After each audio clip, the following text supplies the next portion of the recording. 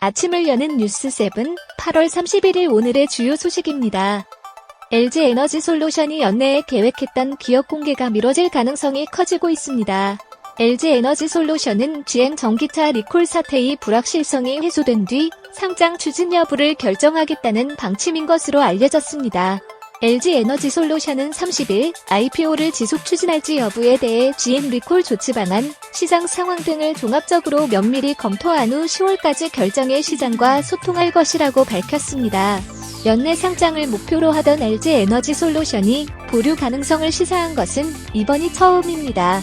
LG에너지솔루션은 이달 상장 예비심사 기간도 연장을 신청했습니다. 공정거래위원회가 구글의 운영체제 갑질 논란에 대한 제재 수위를 두고 막바지 조율을 하고 있습니다. 전기통신사업법 개정안 입법을 앞둔 상태에서 이번 공정위의 결정이 다른 국가의 정책에도 영향을 미칠지 주목됩니다. 공정위는 지난 2019년 11월부터 ICT 특별전담팀을 꾸려 앱마켓, O2O 플랫폼, 디지털 광고 등의 불공정 행위를 조사하고 있습니다. 구글과 관련해서는 모바일 OS 탑재 강요 관련, 앱마켓 경쟁 제한 관련, 인앱 결제 강제 관련, 광고 시장 관련 등 4가지 사안을 조사 중입니다. 구글은 최근 한국 시장에서 개인 이외의 앱에서도 앱 내 결제가 발생하면 판매액의 30%를 수수료로 부과하겠다고 밝혔는데 구글이 예고한 대로 수수료를 책정하면 앱 개발사의 부담이 될 수밖에 없는 구조입니다. 다른 국가들이 한국 결정을 주시하는 이유기도 합니다. 남성 중심의 보수적인 기업 문화로 유리천장이 유난히 견고한 국내 제약업계에선 오너가 일원이더라도 딸들은 아들과 달리 경영권을 물려받기 어려웠습니다. 장자세습이 일반화된 분위기 속에서도 경영 일선에서 탁월한 능력을 발휘하는 오너 일가의 딸들이 눈길을 끌고 있습니다. 보령제약의 김은선 보령홀딩스 회장, 한미약품 임주현 사장, 하나제약 조예림 이사, 삼진제약 최지연 전무, 동화약품 윤영경 상무 등이 그 주인공입니다. 이들은 섬세한 시각과 특유의 포용력, 소통 능력을 기반으로 한 부드러운 카리스마를 통해 화장품 사업이나 홍보, 마케팅 분야 등에서 두각을 나타내는 경우가 많습니다. 사원급, 팀장급으로 물밑에서 경영 수업을 받고 있는 여성들을 감안하면 앞으로 더 많은 여성들이 제약업계 경영진으로 등극할 가능성이 있다는 시각이 나옵니다.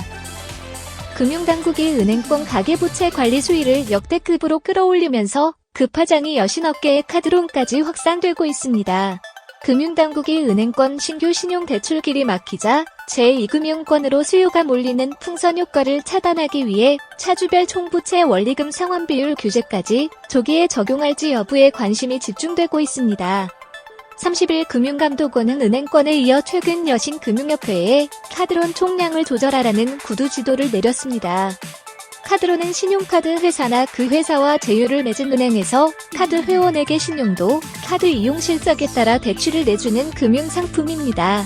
당국은 카드론의 가파른 증가 속도를 경계하고 있습니다.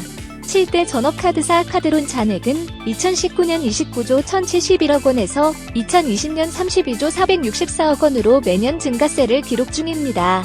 올해는 이미 상반기 중 34조 1,311억 원을 기록해 작년 한 해 잔액을 초과한 상태입니다. 사정이 이렇자 당국은 내년 7월부터 평균 개념이 아닌 차주 개인별 DSR을 적용할 방침입니다. 현 시행 중인 카드론 DSR은 모든 차주의 대출 총량을 반영해 기준 수치인 60%만 맞추면 되기 때문에 60%에 미달하는 차주는 상대적으로 혜택을 받는 구조인데 이 같은 사례를 방지하고자 모든 차주에게 동일한 비율을 적용해 보다 강력히 규제할 계획입니다. 카카오뱅크가 한 달 사이 중금리 대출 공급액을 2배 이상 끌어올리며 연말 중저신용자 대출 비중 20% 달성에 속도를 붙이고 있습니다. 30일 은행연합회에 공시한 카뱅의 중 저신용자 대상 신용대출 비중에서 전날 기준 카뱅에 해당 대출 공급 규모는 1조 7,827억 원에 달하는 것으로 나타났습니다. 올해 6월 876억 원에 머물던 카뱅의 중저신용대출 공급액은 7월 1,040억 원으로 오른 뒤 이달 들어서는 2,674억 원으로 급증했습니다. 이 같은 호실적은 8월 중신용 플러스, 중신용 비상금 대출 등 맞춤형 전용 상품 공급이 고객 유입에 주요했기 때문으로 파악됩니다. 이번 상품 출시에 따라 카뱅의 한 달 기준 중저신용 대출 공급액은 최다를 기록했습니다. 6월 말 10.6% 수준이던 중저신용대출 잔액 비중은 현재 12%를 웃돌고 있습니다. 중저신용대출 비중을 늘리라는 금융당국 권고에 카뱅은 올해 12월 말 20.8%, 내년 말 25%, 2023년 말 30%까지 확대할 계획서를 제출한 상태입니다. 금융권에서는 현 상황이 이어진다면 카뱅이 연말 20%대의 목표를 무난히 달성할 것으로 예상하고 있습니다. 남양유업 매각을 둘러싼 사주와 매수인의 갈등이 결국 법정 다툼으로 번졌습니다. 남양유업 매수인인 한행컴퍼니는 지난 23일 서울중앙지법에 홍원식 남양유업 회장 등 매도인들을 상대로 거래종결 의무에 조속한 이행을 요구하는 소송을 제기했다고 30일 밝혔습니다. 한행컴퍼니는 매도인 측은 계속된 문의와 설득에도 2주 이상 묵묵부답으로 일관하다 무리한 사항들을 선결 조건으로 내세워 협상을 제안해왔다며 8월 31일까지 협상이 타결되지 않을 시 주식 매매 계약 해제 가능성까지 시사했다고 주장했습니다. 한행컴퍼니는 그러나 홍 회장 측의 무리한 요구가 무엇인지는 구체적으로 밝히지 않았습니다.